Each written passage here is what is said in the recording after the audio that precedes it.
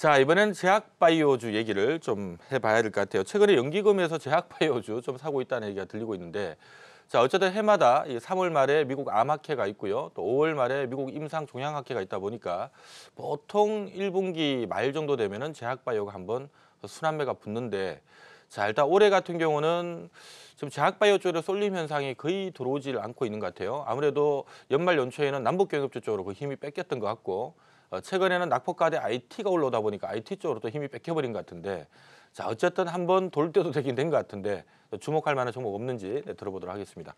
제약바이오 쪽은 혹시 괜찮게 보는 종목 있나요?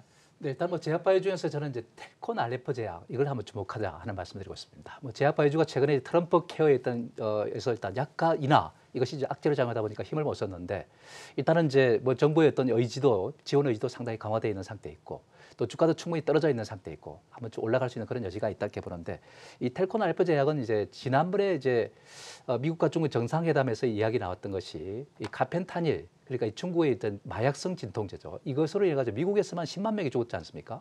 그래서 일단 정상회담에서 논의될 정도로 일단 상당히 중요했던 그런 대목인데, 그러다 보니까 비마약성 진통제가 필요했다 이렇게 봐야 되겠습니다. 그것을 갖다가 일단 이 회사의 계열사인 비보존이 이제 지금 임상 시험을 하고 있는 상태고, FDA에서는 빨리 개발하라 이런 이제 입장 속에서 이제 패스트 트랙으로 지금 이제 진행되고 있는 그런 상태에 있다는 말씀을 드리겠습니다. 그 결과 과정이 이제 아마 지금 현재 3월 달 정도 그쯤에 나오지 않을까 이렇게 이제 예상이 되고 있는데, 그렇게 우리가 본다면은 사실 텔콘 알파 제약은 거기에 일단 비보존이 지분을 갖다 한 3, 4%를 갖고 있으니까 한번 좀 주목해 볼 때가 됐다 이렇게 볼 수 있겠고요. 지금 주가는 바닥 수준에 있다 이렇게 이제 말씀을 드릴 수 있겠죠. 다만 이제 이것이 이제 실적이 좋지 않다 보니까 좀 부진한 그런 모습을 갖다 보이는데, 사실은 그렇습니다. 제약 바이오 중에서 뭐 실적이 좋은 종들이 어디 있겠습니까? 그런 관점에서 우리가 본다면은 지금 상태에서는 이제 저점권에서 한번 좀 조심스럽게 한번 접근해 볼 필요가 있다 하는 말씀드릴 수 있겠습니다. 네, 자, 텔콘 RF 제약 일단 하방은 좀 잡아놓은 상태고요. 3월달 이벤트가 있으니까 단기 모멘텀 플레이를 한번 해보자라는 의견을 주신 것 같습니다. 자, 조민규 파트너의 종목도 들어봐야 되는데 워낙 기업 가치를 중요시하는 분이기 때문에 제약 바이오 중에서 이 종목 괜찮아요 할 정도면 그거 진짜 괜찮다는 얘기거든요. 어떤 종목 괜찮게 보십니까? 이제 일단은 뭐 엔지캠 생명과학에 대해서 좀 말씀을 드리겠는데요. 이제 뭐 기업 가치로 환산해가지고 대입하기는 좀 어려운 측면들이 있습니다. 왜냐하면 아직은 이제 신약 개발 기업이다 보니까 실적이나던가 어떤 재무제표상에서 나타나는 실적은 아직까지는 좀 부진한 형태라고 보시면 될 것 같고요. 뭐 그런 비용들이 연구 개발이나 뭐 임상 비용 쪽으로 이제 사용이 되는 거니까요. 이제 그런 측면을 보시면 될 것 같은데, MG캠 생명과학 같은 경우에 이제 다른 그 요새 좀 흔히 얘기하는 바이오 쪽에서 좀 핫한 종목군들을 보면 대부분 이제 임상 사무상과 관련된 기업들의 주가가 좀 강한 흐름들을 보여주고 있습니다. 가장 빠르게 지금 임상 결과를 발표할 거로 지금 예상을 하고 있는 메지온 같은 경우가 가장 좀 센 종목 중에 하나고요.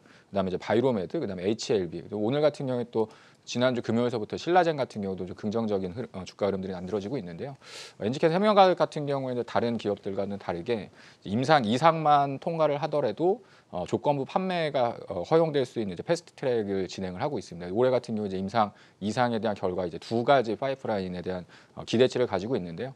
보통 미국에서 진행하는 혹은 이제 글로벌적으로 임상 2상에서 3상으로 이제 넘어갈 때 기업 가치가 이제 한 30%에서 40% 정도 이제 증가하는 형태들을 보여주고 있는데, 엔지캠 생명과학 같은 경우에는 두 가지 파이프라인이 올해 임상 이상 이제 마무리가 되기 때문에 조건부 허가에 대한 부분들을 신청을 하고 그다음에 임상 3상으로 바로 이제 넘어갈 수 있는 가능성이 상당히 높다라고 보시면 될 것 같습니다. 그래서 지금은 다소 좀 숨고르기를 하고 있는 형태라고 보시면 될 것 같은데요. 또 얼마 전에 상당히 또 긍정적인 또 모멘텀 한 가지가 좀 발표가 됐었던 것들이 있습니다. 이제 미국에서 그 정부 자금을 관련해서 이제 급성 방사선 치료제 관련된 연구 개발을 이제 시작할 수 있다라는 얘기가 있었었는데, 이런 기업으로 이제 선정이 되어졌고요.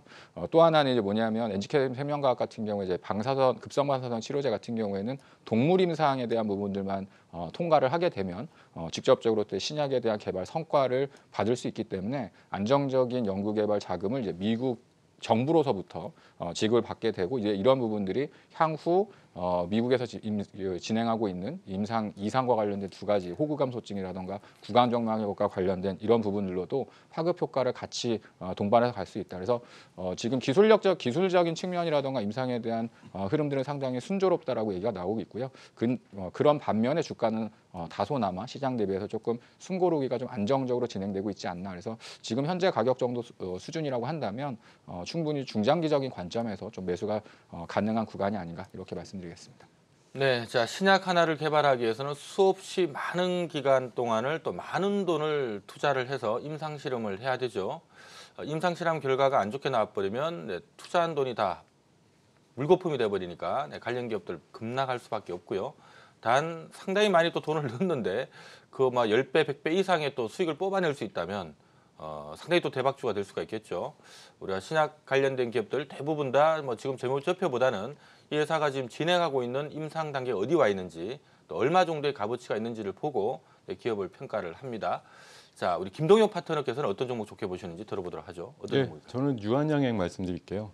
오늘 제목 그대로 연기금이 좀 많이 사는 종목을 좀 추려보다 보니까 네. 유한양행이 조금 눈에 띄었습니다. 최근에 한 달 연기금 흐름을 보면 거의 하루 이틀 빼놓고는 연기금 쪽에서 계속 수급이 들어왔다라는 게 좀 이채로운 모습이고, 잘 아시겠지만 작년 11월 이후에 두 건의 대규모 신약 관련된 그 기술 수출이 있었습니다만 주가가 잠깐 반짝하다가 공매도에 의해서 좀 눌렸습니다만 최근 22만 원대 흐름을 좀 벗어나서 24만 원대까지 좀 전진을 하는 흐름이고요.